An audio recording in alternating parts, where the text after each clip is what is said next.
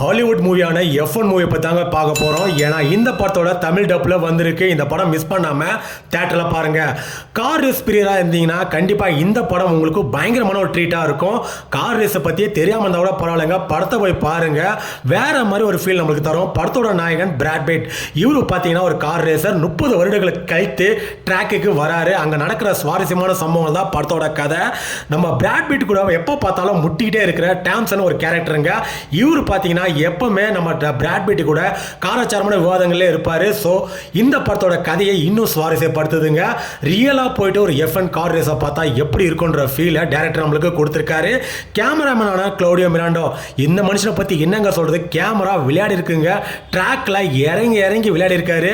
அதே நேரத்தில் real car race எல்லாம் பார்ட்டிசிபேட் பண்ணியிருக்காங்க இந்த படத்தில். ஸோ மிஸ் பண்ணாமல் தேட்டரில் பாருங்க. முடிஞ்ச வரைக்கும் ஒரு கம்ஃபர்டபுளான தேட்டரில் பாருங்க. அதுவும் குறிப்பாக ஐமேக்ஸ் தேட்டரில் பார்த்தீங்கன்னா உங்களுக்கு வேற மாதிரி ஒரு ஃபீல் தரும்.